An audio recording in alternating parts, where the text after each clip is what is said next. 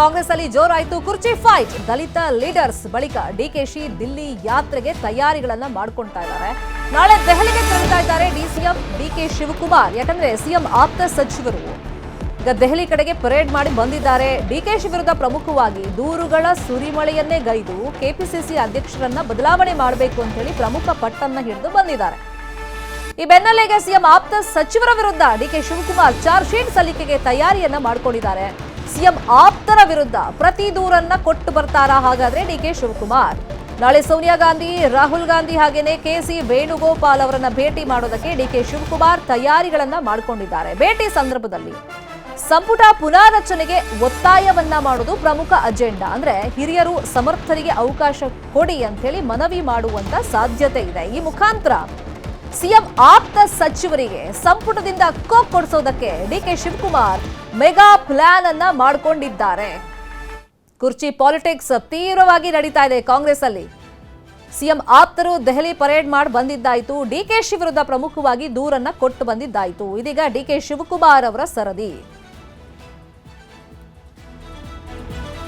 ದೆಹಲಿಗೆ ತೆರಳುವುದಕ್ಕೂ ಮುಂಚಿತವಾಗಿ ಡಿಕೆ ಶಿವಕುಮಾರ್ ಸಭೆಯನ್ನ ನಡೆಸಿದ್ದಾರೆ. ಕೆಪಿಸಿಸಿ ಕಚೇರಿಯಲ್ಲಿ ಪರಾಜಿತ ಅಭ್ಯರ್ಥಿಗಳ ಸಭೆ. ಡಿಕೆ ಶಿವಕುಮಾರ್ ಅವರ ನೇತೃತ್ವದಲ್ಲಿ ಈ ಸಭೆ ಇದೀಗ ನಡೀತಾ ಇದೆ. ಸಭೆಯಲ್ಲಿ ಎಐಸಿಸಿ ಕಾರ್ಯದರ್ಶಿ ಮಯೂರ ಜಯಕುಮಾರ್, ಕೆಪಿಸಿಸಿ ಕಾರ್ಯಾಧ್ಯಕ್ಷರಾದ ಜಿಸಿ ಚಂದ್ರಶೇಖರ್, ವಸಂತ್ ಕುಮಾರ್ ಸೇರಿದಂತೆ ವಿಧಾನಸಭೆ, ಲೋಕಸಭೆ ಪರಾಜಿತ ಅಭ್ಯರ್ಥಿಗಳು ಪಾಲ್ಗೊಂಡಿದ್ದಾರೆ.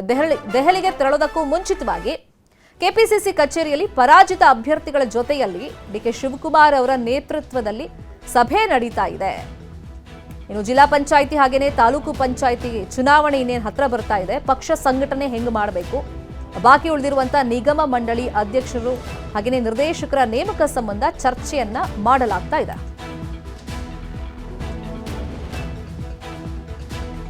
ಇದೇ ವಿಚಾರವಾಗಿ ಇನ್ನಷ್ಟು ಡೀಟೇಲ್ ಆಗಿ ಇನ್ಫಾರ್ಮೇಶನ್ ಕೊಡೋದಕ್ಕೆ ನೇರ ಸಂಪರ್ಕದಲ್ಲಿ ಕನೆಕ್ಟ್ ಆಗಿದ್ದಾರೆ ನಮ್ಮ ರಿಪೋರ್ಟರ್ ಹೆಬಾಕ ತಿಮ್ಮೇಗೌಡರು. ತಿಮ್ಮೇಗೌಡ್ರೆ, ಈಗ ಸಿಎಂ ಆಪ್ತ ಸಚಿವರು ದೆಹಲಿ ಪರೇಡ್ ಮಾಡಿ ಡಿಕೆ ಶಿವಕುಮಾರ್ ವಿರುದ್ಧ ಒಂದಿಷ್ಟು ಕಂಪ್ಲೇಂಟ್ಗಳನ್ನ ಕೊಟ್ಟು ಅವರಿಗೆ ಒಂದು ಅಧಿಕಾರ ಕೊಡಿ, ಅಂದ್ರೆ ಸ್ಥಾನ ಕೊಡಿ ಅಂತ ಕೇಳಿದ್ರು. ಅಂದ್ರೆ ಕೆಪಿಸಿಸಿ ಸ್ಥಾನವನ್ನ ಬದಲಾವಣೆ ಮಾಡಿ ಅಧ್ಯಕ್ಷರನ್ನ ಅಂತ ಕೇಳ್ಕೊಂಡ್ ಬಂದಿದ್ರು. ಈಗ ಡಿಕೆ ಶಿವಕುಮಾರ್ ಅವ್ರ ಸರದಿ ದೆಹಲಿಗೆ ಹೋಗ್ತಿರುವಂತ ಅಜೆಂಡಾ ಏನು?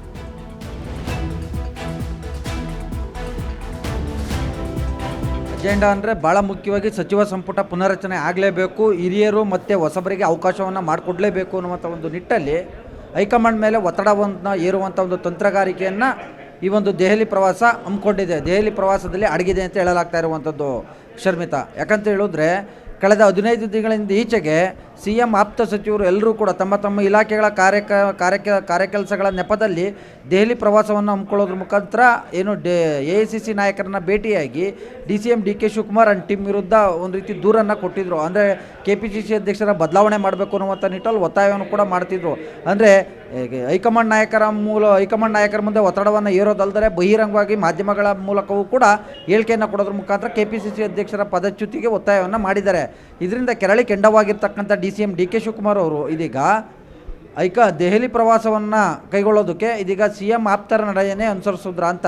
ಯಾಕಂತ ಹೇಳಿದ್ರೆ ಸಿಎಂ ಆಪ್ತರು ಎಲ್ಲರೂ ಕೂಡ ನೇರವಾಗಿ ನಾವು ಎಐಸಿಸಿ ನಾಯಕರನ್ನು ಭೇಟಿಯಾಗಿ ಅಂದರೆ ರಾಜಕೀಯ ದುರುದ್ದೇಶದಿಂದ ದೆಹಲಿ ಪ್ರವಾಸವನ್ನು ಕೈಗೊಂಡಿಲ್ಲ ಅನ್ನುವಂಥ ಒಂದು ನಿಟ್ಟಲ್ಲಿ ಇಲಾಖೆ ಕಾರ್ಯಕ್ರಮಗಳ ನೆಪದಲ್ಲಿ ದೆಹಲಿ ಪ್ರವಾಸವನ್ನು ಕೈಗೊಂಡಿದ್ರು. ಇದೀಗ ಡಿಕೆ ಶಿವಕುಮಾರ್ ಅವರು ಕೂಡ ಅಂಥದ್ದೇ ಒಂದು ನೆಪವನ್ನು ಅಂದರೆ ಅಂಥದ್ದೇ ಒಂದು ಮಾರ್ಗವನ್ನು ಅನುಸರಿಸಿದ್ದಾರೆ. ಯಾಕಂತ ಹೇಳಿದ್ರೆ ನಾಳೆ ಬೆಳಿಗ್ಗೆ 11 ಗಂಟೆಗೆ ದೆಹಲಿಯ ಕೇಂದ್ರ ಜಲಶಕ್ತಿ ಸಚಿವರ ಕಚೇರಿಯಲ್ಲಿ ಒಂದು ಸಭೆ ನಡೀತಾ ಇದೆ.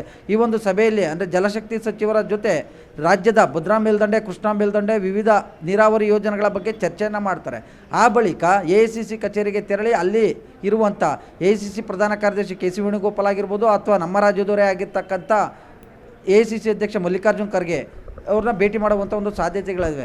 ಇದರ ಜೊತೆಗೆ ಸೋನಿಯಾ ಗಾಂಧಿ ಮತ್ತು ರಾಹುಲ್ ಗಾಂಧಿಯವರ ಒಂದು ಭೇಟಿಗೂ ಕೂಡ ಅನುಮತಿಯನ್ನು ಕೇಳಿದ್ದಾರೆ ಅಂತ ಹೇಳಲಾಗ್ತಾ ಇದೆ. ಅವರ ಒಂದು ಭೇಟಿಗೆ ಸಮಯಾವಕಾಶ ಸಿಕ್ಕಿದ್ರೆ ನೇರವಾಗಿ ಈ ಒಂದು ರಾಜ್ಯದಲ್ಲಿ ಆಗ್ತಾ ಇರ್ತಕ್ಕಂಥ ಅದರಲ್ಲೂ ಕೂಡ ಸರ್ಕಾರದಲ್ಲಿ ಆಗ್ತಾ ಇರ್ತಕ್ಕಂಥ ಒಂದು ಬೆಳವಣಿಗೆಗಳ ಬಗ್ಗೆ ಎಸ್ಪೆಷಲಿ ಸಿ ಎಂ ಆಪ್ತರು ಕೊಡ್ತಾ ಇರ್ತಕ್ಕಂಥ ಒಂದು ಬಹಿರಂಗ ಹೇಳಿಕೆಗಳನ್ನು ಪ್ರಸ್ತಾಪ ಮಾಡೋದ್ರ ಮುಖಾಂತರ ಮತ್ತೊಂದು ಕಡೆಯಾಗಿ ಹಿರಿಯರು ಮತ್ತು ಹೊಸಬರು ಅಂದರೆ ಸಚಿವಾಕಾಂಕ್ಷಿಗಳ ಒಂದು ಬಯಕೆಯನ್ನು ಸಚಿವಾಕಾಂಕ್ಷಿಗಳಿಗೆ ಏನಾದರೂ ಈ ಬಾರಿ ಅವಕಾಶವನ್ನು ಮಾಡಿಕೊಡದೇ ಇದ್ದರೆ ಜಿಲ್ಲಾ ಪಂಚಾಯತಿ ತಾಲೂಕ್ ಪಂಚಾಯತಿ ಚುನಾವಣೆ ಏನು ನಡೀತಾ ಐತೆ ಪಕ್ಷದ ಚಿಹ್ನೆಡಿ ನಡೆಯುವಂಥ ಈ ಒಂದು ಚುನಾವಣೆಯಲ್ಲಿ ಹಿನ್ನಡೆ ಆಗ್ಬೋದು. ಯಾಕಂತೇಳಿದರೆ ಈಗಾಗಲೇ ಅಸಮರ್ಥ ಸಚಿವರು ಮತ್ತೊಂದು ಕಡೆಯಾಗಿ ಶಾಸಕರು ಜಿಲ್ಲಾ ಉಸ್ತುವಾರಿ ಸಚಿವರ ಬಗ್ಗೆ ಶಾಸಕರು ಏನು ಅಭಿಪ್ರಾಯವನ್ನು ವ್ಯಕ್ತಪಡಿಸಿದ್ದಾರೆ ಆ ಕುರಿತಂತೆ CM ಮತ್ತು DCM ಇಬ್ಬರೂ ಕೂಡ ರಾಜ್ಯ ಕಾಂಗ್ರೆಸ್ ಉಸ್ತುವಾರಿ ರಣದೀಪ್ ಸಿಂಗ್ ಸುರ್ಜೇವಾಲಾ ಅವರಿಗೆ ಒಂದು ರಿಪೋರ್ಟ್ ಕಾರ್ಡನ್ನು ಕೊಟ್ಟಿದ್ದಾರೆ.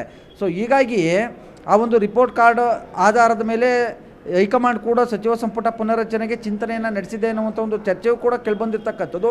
ಇದಕ್ಕೆ ಪೂರಕವಾಗಿ ದೆಹಲಿ ಪ್ರವಾಸದ ಸಂದರ್ಭದಲ್ಲಿ AICC ನಾಯಕರನ್ನು ಭೇಟಿ ಮಾಡೋದ್ರ ಮುಖಾಂತರ ಸಚಿವ ಸಂಪುಟ ಪುನರಚನೆಗೆ ಒತ್ತಡವನ್ನು ಹೇರುವಂಥದ್ದು, ಆ ಮೂಲಕವಾಗಿ ತಮ್ಮ ವಿರುದ್ಧ ಏನು ಚಾರ್ಜ್ ಶೀಟನ್ನು ಸಲ್ಲಿಸಿದಂಥ ತಮ್ಮ ವಿರುದ್ಧ ದೂರಿನ ಸುರಿಮಳೆಗೈದಂಥ CM ಆಪ್ತ ಸಚಿವರಿಗೆ ಸಚಿವ ಸಂಪುಟದಿಂದ ಕೋಕ್ ಕೊಡಿಸುವಂಥ ಒಂದು ತಂತ್ರಗಾರಿಕೆಯನ್ನು ರಣತಂತ್ರವನ್ನು DK ಶಿವಕುಮಾರ್ ಅವರು ಎಣೆದಿದ್ದಾರೆ ಅಂತ ಹೇಳಲಾಗ್ತಾ ಇರುವಂಥದ್ದು.